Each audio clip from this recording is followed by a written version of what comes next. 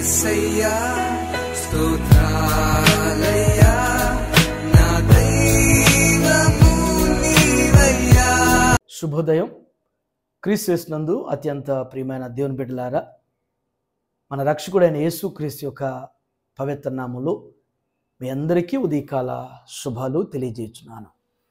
దేవుని యొక్క అత్యంత మహాకృపను బట్టి దేవుడు మనల్ని మరొక వీక్లో ఫస్ట్ డే దేవుడు మనల్ని ప్రవేశపెట్టి మంచి ఆరోగ్య ఆయుష్నిచ్చి ఈ ఉదయం ఆయన స్వరం వినగలిగినటువంటి వారుగా మనల్ని మేల్కొల్పటాన్ని బట్టి మొట్టమొదటిగా మనందరం కూడా దేవునికి ఎంతగానో కృతజ్ఞతలు చెల్లించాల్సిన వారుగా ఉన్నాం. మన టీఎల్సీ అన్నదిన ఆహారంలో అపోస్తులైనటువంటి పౌలు కొలస్సీలకు రాసినటువంటి పత్రికలో 2వ అధ్యాయంలో 3వ వచనంలో ఉన్నటువంటి దేవుని యొక్క మాటను మనం జ్ఞాపకం చేసుకున్నాం. బుద్ధి జ్ఞానములు సర్వ సంపదలు ఆయన యందే గుప్తములై ఉన్నవి.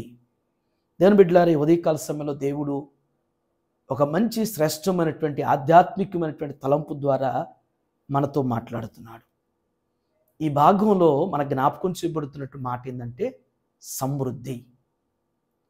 ఇంగ్లీష్లో సెల్ఫ్ సాటిస్ఫాక్షన్ అనేటువంటి మాట, సమృద్ధి అనేటువంటిది.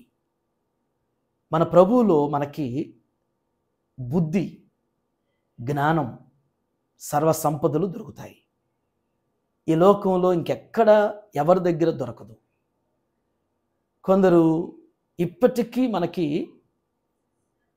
వయసు పెరుగుతూ ఉంటుంది, కానీ ఎప్పుడు ఎలా మాట్లాడాలో ఎవరితో ఎలా ఉండాలో అనేటువంటి గ్రహింపు లేనటువంటి బుద్ధి అనేటువంటి లేనటువంటి పరిస్థితిలో ఉండుతూ ఉంటారు. కానీ ఎవరికైనా కానీ బుద్ధి అనేటువంటిది చక్కగా అది ప్రభు దగ్గర దొరుకుతుంది.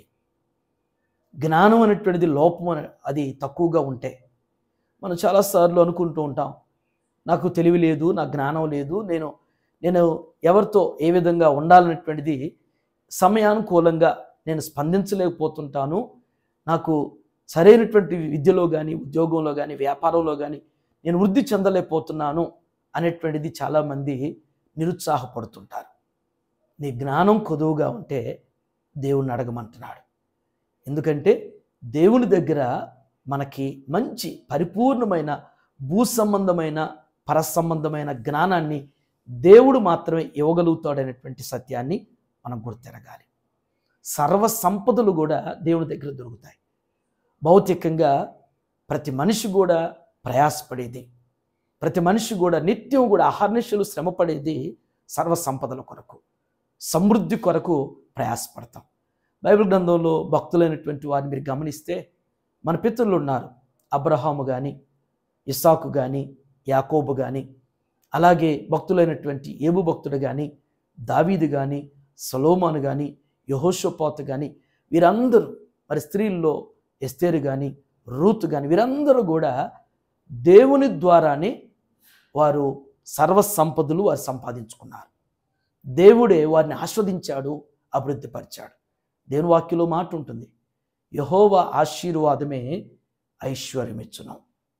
ఒకవేళ నరులు కష్టం చేత అది ఎక్కువ కాదు, దేవుని కాకుండా, దేవుని అడగకుండా, దేవుడు ఆస్వాదించకుండా మనం ఎంత కష్టపడ్డా, ఎంతకాలం కష్టపడ్డా కానీ అభివృద్ధి ఆశీర్వాదం అనేటువంటిది కనపడదేమో.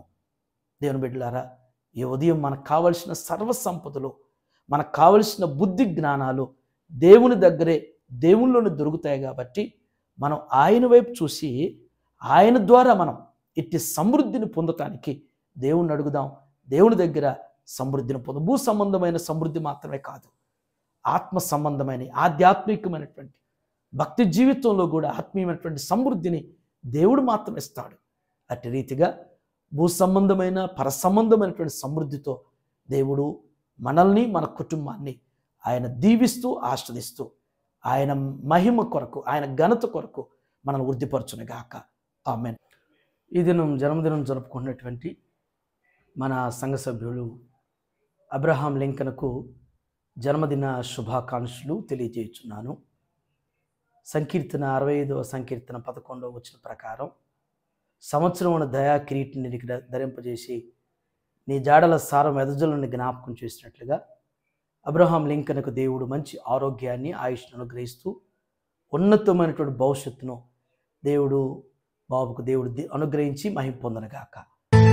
దీవించావే సమృద్ధిగా నీ సాక్షిగా కొనసాగమని, ప్రేమించావే నన్ను ప్రాణంగా, నీ కోసమే నన్ను బ్రతకమని.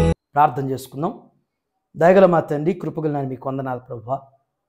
ఈ ఉదయం నాయన శ్రేష్టమైనటువంటి తలంపుల ద్వారా మాతో మీరు మాట్లాడిన విధానం బట్టి మీకు వందనాలు తండ్రి.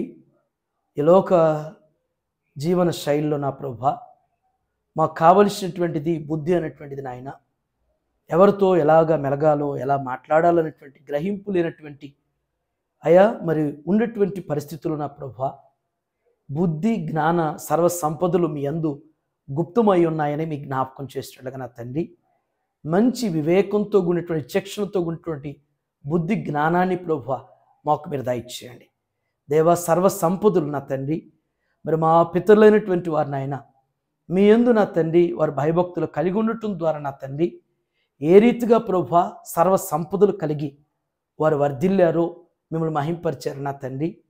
అటు రీతిగా నా ప్రభువా మీరు అనుగ్రహించేటువంటి మీ దగ్గర దేవ సమస్తం ఉన్నది అనేటువంటిది జ్ఞాపకం చేసినట్లుగానే అట్టి బుద్ధిని అట్టి జ్ఞానాన్ని సర్వ సంపదలను ఈ ఉదయం నాయన టీఎల్సీ అనుదిన ఆహారం చూస్తున్న ప్రతి కుటుంబానికి ప్రతి బిడ్డకి మీరు దయచేయమని ప్రార్థన చేస్తున్నాను.